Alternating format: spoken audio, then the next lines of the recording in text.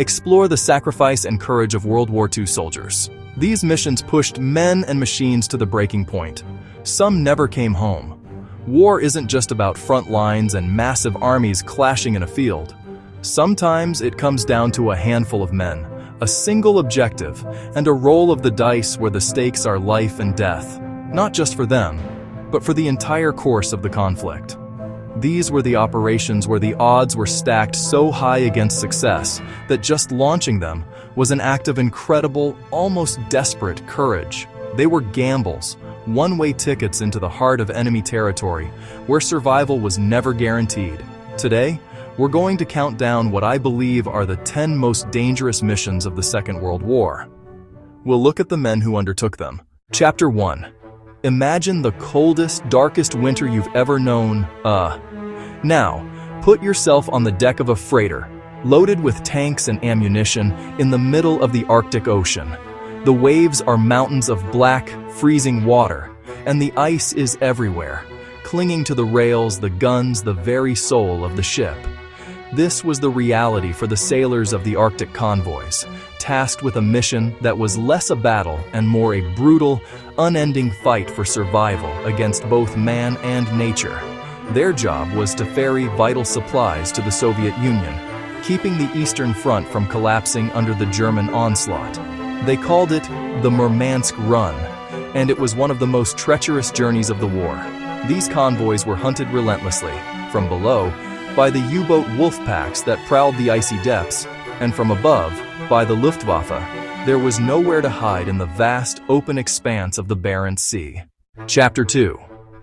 By late 1944, the war in the Pacific had turned decisively against Japan. Their navy was crippled, their air force depleted, the American industrial machine was churning out ships and planes facing annihilation. The Japanese military turned to a tactic born of desperation. They unleashed the divine wind, the kamikaze. The mission for a kamikaze pilot was simple and utterly final. Crash your aircraft loaded with explosives directly into an Allied warship. For the Allied sailors on the receiving end, it was a new kind of terror.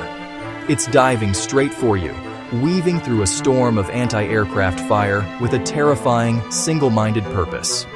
The psychological toll on the Allied crews was immense. The effectiveness of these attacks was devastating. During the Battle of Okinawa, the kamikaze campaign reached its terrifying peak. It was the highest casualty rate the U.S. Navy had ever suffered in a single battle. This campaign of organized suicide attacks stands as one of the most desperate and dangerous chapters of the war. Chapter 3. In the summer of 1944, with the Red Army advancing from the east, a signal was given in the heart of occupied Poland. It was a call to arms for the Polish Home Army, the Armia Krajowa, to rise up and liberate their capital, Warsaw, from 5 years of brutal Nazi occupation. The Warsaw Uprising had begun. The initial hours were a flurry of heroic, if mismatched, combat. But the German response was swift, and it was merciless. What followed was not a battle, but a systematic destruction. The Polish fighters were pushed back, forced into a desperate defense of sewers, basements, ruins. For the civilians, there was no escape. They were caught in the crossfire, targeted by German extermination squads, and starved as supplies dwindled to nothing. The promised help from the advancing Soviet army, camped just across the Vistula River, never came. After 63 days of unimaginable heroism and suffering, the uprising was crushed. But as a mission, it stands as one of the most courageous and heartbreaking acts of defiance in history. Chapter 4. By September 1944, the Allies were pushing across France and Belgium, but their supply lines were stretched to the breaking point. Field Marshal Montgomery proposed a bold, audacious plan to end the war by Christmas. It was a two-part operation, codenamed Market Garden. Market was the largest airborne assault in history, to capture a series of key bridges in the Netherlands. Garden was a massive ground army that would race up a single highway, but it was a plan that demanded perfection. That assumption was tragically, fatally wrong. The initial drops went well. The British 1st Airborne Division were dropped at Arnhem, tasked with capturing the final, crucial bridge over the Rhine. A small group managed to reach the bridge and hold its northern end, but they were completely cut off. The ground army was bogged down, falling fatally behind schedule. Of more than 10,000, fewer than 2,200 made it back across the river.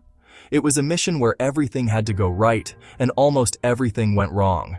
Chapter 5. 6 months after Pearl Harbor, the United States Navy was on the back foot. The Japanese planned a decisive blow. Their target was a tiny atoll, Midway. Codebreakers had partially broken the Japanese naval code. The trap was confirmed.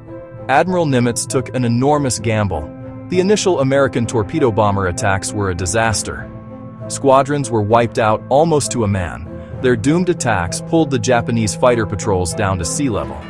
In the space of about 5 minutes, they turned the tide. Bombs slammed into the decks. All three. Later that day, the fourth carrier, Hear You. It was a stunning victory, but it came at a terrible cost, proving just how dangerous this all-or-nothing mission truly was. Chapter 6. SS Obergruppenführer Reinhard Heydrich, the Butcher of Prague. Taking him out was deemed essential. The mission was codenamed Operation Anthropoid. 2 Czechoslovak soldiers, trained by the British Special Operations Executive. Their task: parachute, link up with the local resistance. As the car approached, Gabčík stepped out, Sten gun aimed. He pulled the trigger. The gun jammed. Kubiš threw a specially modified anti-tank grenade, shrapnel into Heydrich's side. Heydrich died in hospital a week later from septicemia. The aftermath was horror. The Nazis unleashed savage reprisals. Betrayed, cornered in the church crypt. Their ammunition ran out. They took their own lives. Operation Anthropoid was a success, but its cost was immense, a stark reminder of the price of fighting evil on its own terms. Deep in the mountains of occupied Norway, the Vemork hydroelectric plant. It was producing heavy water. The plant was a fortress. The first attempt was a disaster. The survivors were captured, executed. This was Operation Gunnerside, led by the 23-year-old Joachim Runeberg. For days, they endured blizzards and sub-zero temperatures, climbed down into the gorge, cross a semi-frozen river, scale the 500-foot sheer cliff face. They found their way into the plant, set their explosive charges with timed fuses. They even left a British submachine gun behind. Then they melted back into the night. The blast ruptured the heavy water cells, spilling months of production. They escaped by skiing over 250 miles. Operation Gunnerside was a complete success. Chapter 8. The German battleship Tirpitz posed a grave threat to the Atlantic convoys. The plan was as simple as it was insane. To get the Campbelltown to its target, it was disguised, using captured German signals. The deception worked for a while, but eventually, the Germans opened fire with everything they had. The small wooden motor launches were shredded. Battered and on fire, it increased speed and slammed into the caisson. The commandos split into demolition teams, planting charges, their work done. Most of the small boats had been destroyed. Hours later, the tons of explosives detonated. The Normandy dock was rendered useless. The Tirpitz never again dared to venture into the Atlantic. Chapter 9. In the spring of 1942, American morale was at rock bottom. The plan was championed by Lieutenant Colonel James Jimmy Doolittle. Take 16 B-25 Mitchell medium bombers. Load them onto the USS Hornet. On April 18, 1942, a Japanese patrol boat spotted the task force early. They were still over 650 miles from Japan. Doolittle chose to launch anyway. The raid was a success. They caused minimal physical damage, but the psychological impact was massive. Flying on fumes, in bad weather and darkness, they headed for China. All 16 planes were lost. 8 were captured, 3 executed. 1 died in captivity. The Doolittle raid was a testament to ingenuity and raw courage, flying past the point of no return. Chapter 10. The deadliest, most dangerous mission was arguably the raid on the French port of Dieppe on August 19, 1942. Codenamed Operation Jubilee, a rehearsal for the eventual invasion of Europe. The force consisted of nearly 6,000 troops, the vast majority Canadian, supported by Churchill tanks, a naval fleet, and a massive air umbrella. A chance encounter alerted the defenses. The element of surprise was completely lost. As the troops hit the beaches, they were met with a murderous wall of fire. The tanks bogged down. Stationary targets. The infantry were cut to pieces. Communications broke down. Reinforcements fed into the same meat grinder. Within hours, it was clear the raid had failed. The retreat was a nightmare. Of nearly 5,000 Canadians, more than 3,300 were killed, wounded, or taken prisoner. Almost 70%. The Dieppe raid was a brutal, horrific failure, but its lessons would be instrumental for D-Day. Outro. From the frozen Arctic seas to the bloody beaches of Dieppe, a common thread runs through every one of these stories. It's a thread of extraordinary bravery in the face of impossible odds. These missions were defined by strategic risk, by leaders who were willing to gamble everything on a single, decisive action. But more than that, they were defined by the men who had to execute those plans. The soldiers, the sailors, the airmen.